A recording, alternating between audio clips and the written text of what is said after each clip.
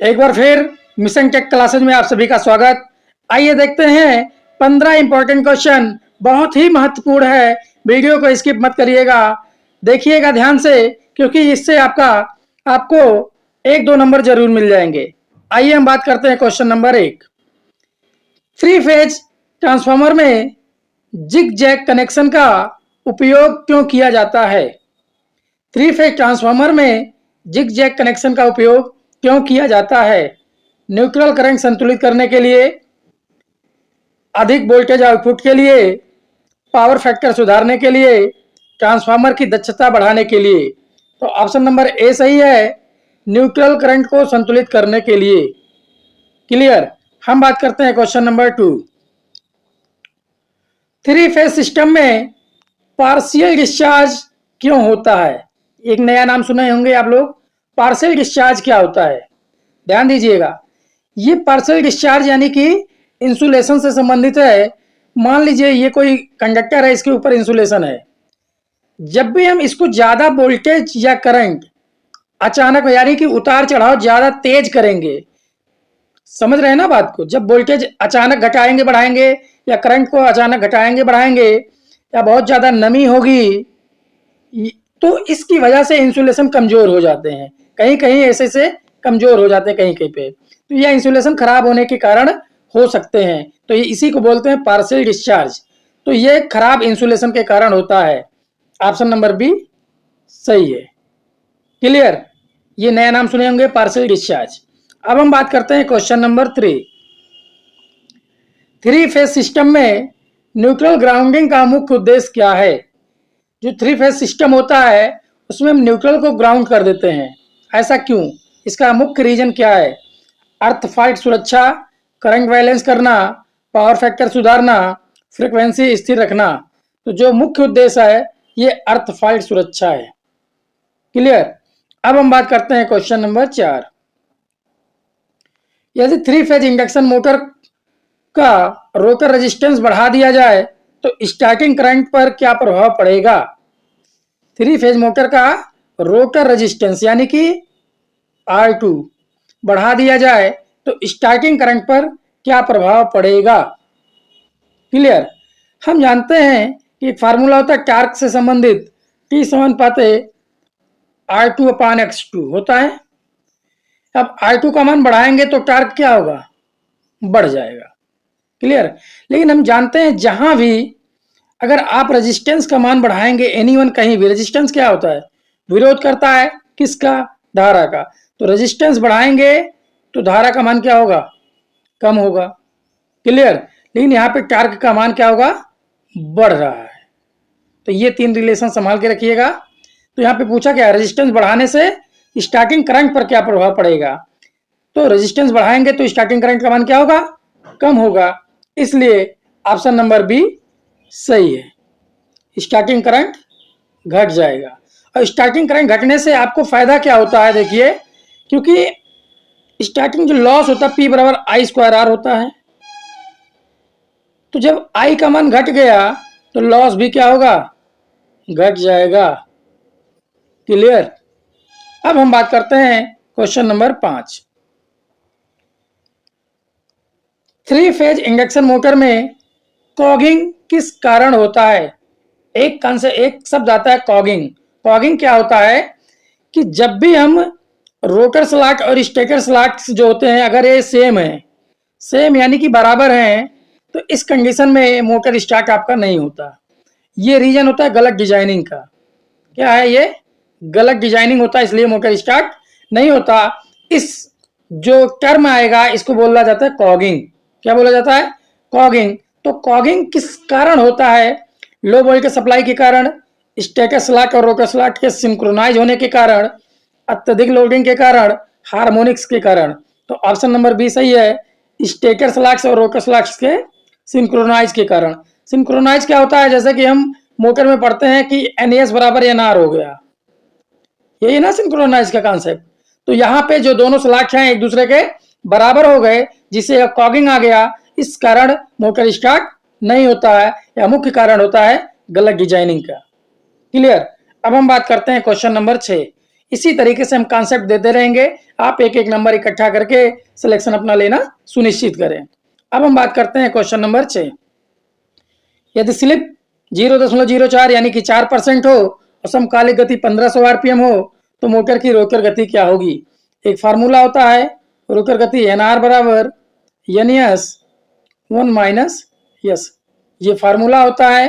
बाकी इसको डायरेक्ट निकालना हो तो आप इसका निकालिए 1500 का 4%, 1500 का 4%, 4/100, 20 कट गया, 15 चौका 60 आ गया। इसी 60 को 1500 में से 4/100, 0 कट गया। अब 15 चौका 60, अब 1500 में से 60 घटाएंगे कितना आएगा आपका, 1500 में से 60 घटाइए आपका आ जाएगा 1440 आरपीएम। कितना आ गया, 1440 आरपीएम। तो ऑप्शन नंबर ए सही है। क्लियर, बात समझ में आ रहा है ना, 1440 आरपीएम। अब हम बात करते हैं question number 6। Question number 7, 3 phase induction motor की दक्षता अधिकतम कब होती है। 3 फेज इंडक्शन मोटर की दक्षता अधिकतम कब होगी, जब स्लिप अधिक होती है, जब स्लिप बहुत कम होती है, जब वोल्टेज बहुत कम होता है, जब करंट कम होता है, जब स्लिप बहुत कम होता है। ऑप्शन नंबर बी सही है। ये क्यों, अब देखिएगा, ये जो स्लिप की जिक्र करते हैं हम लोग बार बार स्लिप की बात कर रहे हैं, ये स्लिप नुकसानदेह है।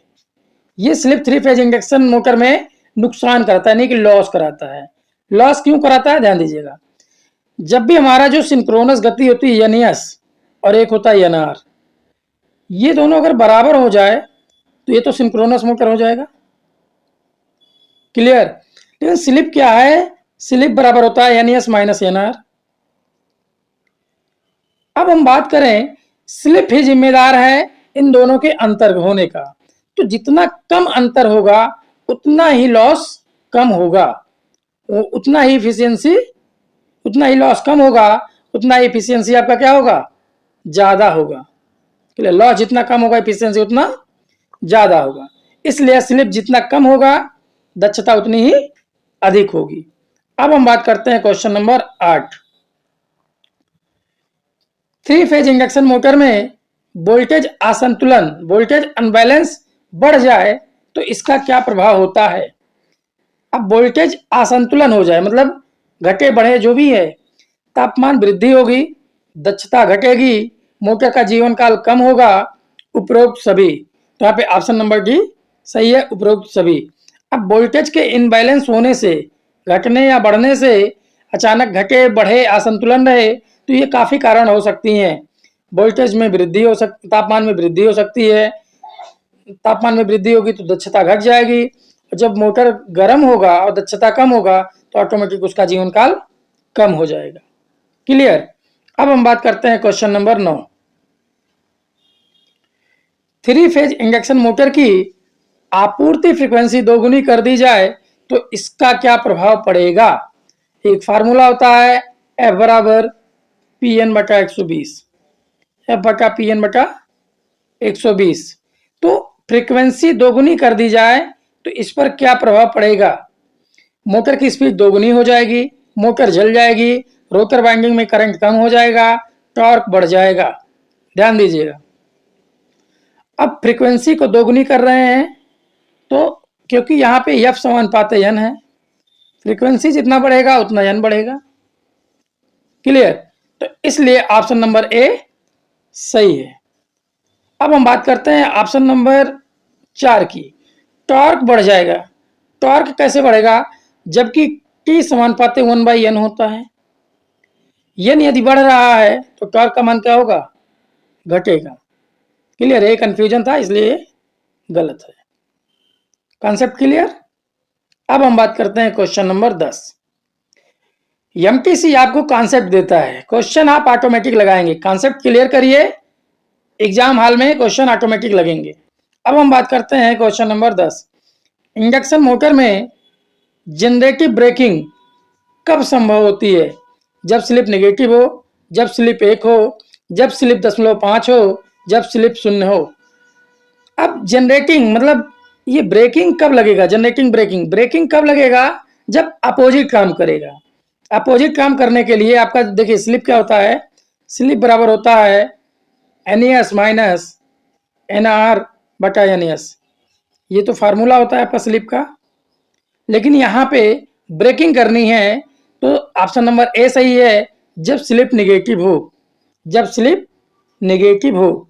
लेकिन ये कब संभव है, ये तब संभव है जब NR का मान ज़्यादा होगा NAS से, तभी ब्रेकिंग लगेगा और तभी ये कॉन्सेप्ट काम करेगा।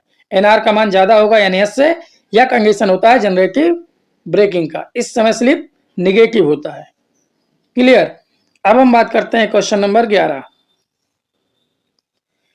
यदि किसी इंडक्शन मोटर की स्पीड को वोल्टेज कंट्रोल से कम किया जाए, क्या कर रहा है, वोल्टेज कंट्रोल से स्पीड कम किया जाए तो क्या प्रभाव होगा, करंट बढ़ेगा, करंट बढ़ेगा और टॉर्क घटेगा, करंट घटेगा और टॉर्क बढ़ेगा, टॉर्क स्थिर रहेगा, स्पीड बढ़ जाएगी।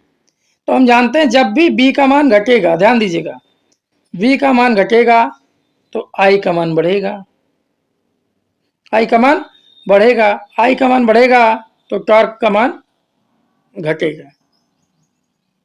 क्लियर, ये बात समझ में रहे ना, क्योंकि एक संबंध है T समानुपाते V square, torque voltage के स्क्वायर के समानुपाती होता है। तो वोल्टेज घटा तो टॉर्क घटा, और वोल्टेज घटा तो करंट बढ़ा, तो यहाँ पे करंट बढ़ेगा और टॉर्क घटेगा। ऑप्शन नंबर ए सही है। कॉन्सेप्ट क्लियर करिए, क्वेश्चन ऑटोमेटिक लगेगा, मैं बार बार यही बात बोल रहा हूं। अब मैं बात करता हूं question number 12। 3 phase induction motor में सबसे ज्यादा कॉपर लॉस किस अवस्था में होता है। बात कर रहे हैं कॉपर लॉस, कॉपर लॉस का फार्मूला होता है PC बराबर I square R, I square R. अब देखिए कॉपर लॉस अधिकतम कब होगा, जब लोड अधिक होगा, लो लोड पर, नो लोड पर, फुल लोड पर, ब्रेकिंग मोड पर। तो ऑप्शन नंबर सी सही है, फुल लोड पर। क्यों, क्योंकि PC जो PC है ये समानुपाते I स्क्वायर है, क्योंकि कॉपर लॉस जो है ये वेरिएबल लॉस है। अब ध्यान दीजिएगा, कॉपर लॉस को वेरिएबल लॉस बोलते हैं। कौन सा लॉस बोलते हैं, वेरिएबल लॉस, क्योंकि ये लोड पे डिपेंड करता है, लोड कम ज्यादा होगा तो यह लॉस कम ज्यादा होता रहता है। क्लियर, इन्हीं किसी भी मशीन में कहीं भी अगर कॉपर लॉस की बात होगी तो यह वेरिएबल लॉस होगा जो लोड पर डिपेंड करता है। अब हम बात करते हैं question number 13। 3 phase induction motor की speed V/F voltage frequency control द्वारा नियंत्रित करने का मुख्य लाभ क्या है। टॉर्क स्थिर बना रहता है, ओवरलोड क्षमता बढ़ जाती है, वोल्टेज ड्रॉप कम हो जाता है, कोई विशेष लाभ नहीं होता। तो जब V/F वोल्टेज फ्रीक्वेंसी का, इसको बोलते हैं VFD, ध्यान दीजिएगा, क्या बोलते हैं, VFD, इसका पूरा नाम है voltage frequency drive.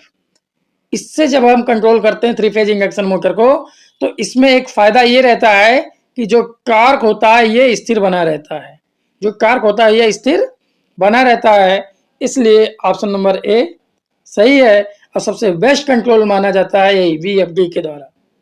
Clear, voltage frequency drive. अब हम बात करते हैं question number 14। 3 phase induction motor को रिवर्स दिशा में घुमाना हो तो क्या किया जाएगा। रिवर्स दिशा में क्या, मान लीजिए हमारा मोटर क्लॉकवाइज घूम रहा है, इसको हमें एंटी क्लॉकवाइज घुमाना है, एंटी क्लॉकवाइज। तो क्या करेंगे, किन्हीं भी 2 फेजों को आपस में बदल देंगे, यानी कि इंटरचेंज कर देंगे। RYV होगा तो किन्हीं भी 2 को आपस में इंटरचेंज कर देंगे।